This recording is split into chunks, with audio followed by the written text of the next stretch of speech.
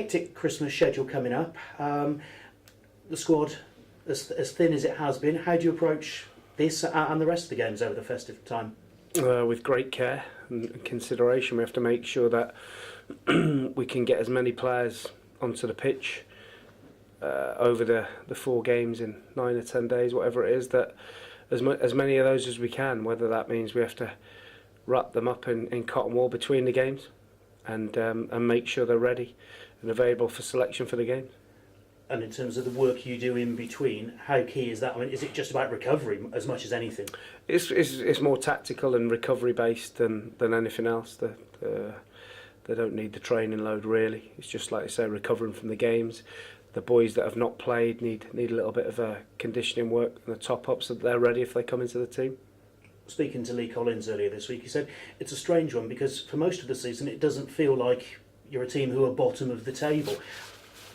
Does it sort of feel like that to you as well? I think when you have the really good run that we did,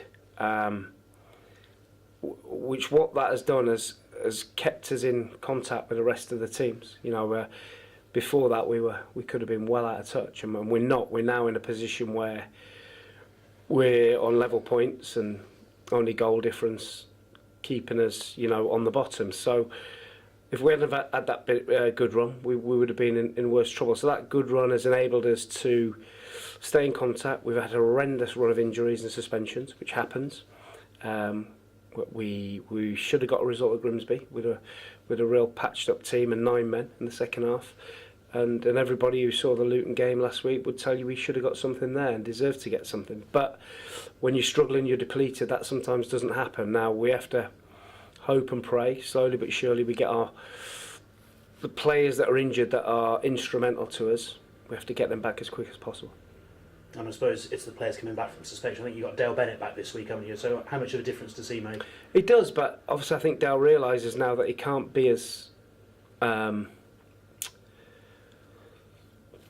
emotional as he is sometimes to lead to silly suspensions, because that hurt us. You know, we can't do without, in this current situation, we can't do without Dale for 3 games, and we're asking to Kiana Marsh-Brown to play in an unaccustomed position because Dale's not fit. Dale's not available. So Dale obviously recognises now he's got to be a little bit more disciplined. Bizarrely, I saw a stat that said you've won more points than anyone else in the league from losing positions. I mean, that says something about Forest Green, doesn't it? Maybe you don't start games well enough, but also the spirit and the quality to get back into them. Yeah, and I fancied us last week to get something. You know, 1-0 down, they're down to 10 men. Just missed a great chance from Doige. And then the second goal, you know, calamity really kills it. But that happens sometimes, and we have to recover from that. The one thing I know is that we'll keep fighting to the end. And if you do that, you always have a chance of getting something. If it was away to Carlisle, we'd be talking about the journey you'd have to make up there. How can you make the journey they've got to make here an advantage? Well, I think we're precisely that. We have to try and start the game well and ask questions of them. They played. I went to watch the game the other night at Carlisle. I drove up and watched them. I thought they were really, really good against the League One team. But they've still played 90 minutes on a Tuesday night. I was praying it'd go to extra time, but it didn't. But we have to start the game really well and ask some questions of them and see if we can make that journey a problem. Because if you let them have the impetus and they start well, they won't be worried about the journey. Have you got anyone likely to come back from injury? Any of the sort of the 50-50s shaking off bumps and bruises? Not really. We're still struggling and with numbers, but we're going to give it a right go again tomorrow. And we hope that over the Christmas period we get Osborne back, who's been the main loss for us. And obviously you've talked about changes in January, but I suppose it's important that as a team they don't wait until January, you know, that they actually sort of, I suppose, make an impression now and gain some points for the club now. Well, I spoke to the players yesterday and said, look, it's just evolution that we have to bring players in January and just make sure that you're not one that's going to be replaced. I can't make that decision for them. I can't do that for them. They have to do that themselves by their performances on the pitch. And if they perform well on the pitch, then I don't replace them. Simple as that. And that's not me being negative, or that's just football, and it's not personal. It's just the way it is. If people are not performing, then we have to replace them. Thank you. Good luck. Thanks. Mark, you said you watched Carlisle in the week. What do you expect from the Keith Curls team? They got some good experience in the team. They try and play football. I think he's done a really good job there. You know, like they got in the playoffs last year. They were really unlucky. They lost the last kick of the game away at Exeter in the second leg of the semi-final.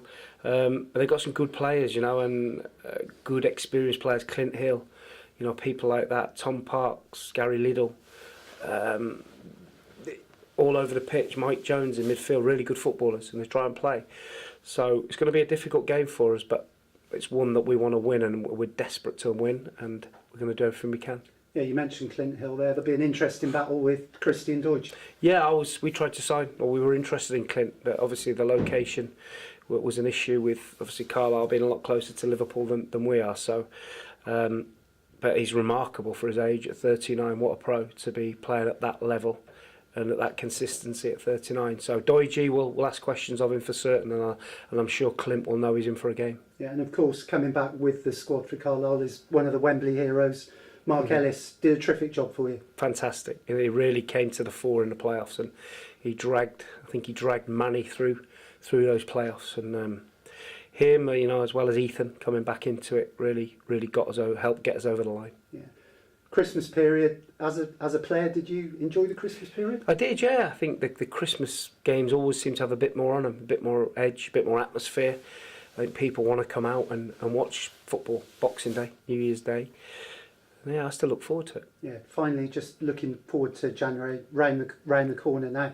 You've mentioned 4 or 5 players. Do you see January as is it going to be a busy month, or do you bide your time? You've got a month. It's ongoing. It changes every day, you know, and we have to be active. There's make no bones about that. We have to be active and make sure. But when you're bottom of the league, the recruitment becomes harder because players are not too sure about moving to a club that are sat at the bottom of the league. So we have to be clever with our recruitment, and we have to, you know, we might have to spend a little bit to make sure we get the right players in. Yeah, and are you confident you can keep your big hitters? There's been a few rumours around.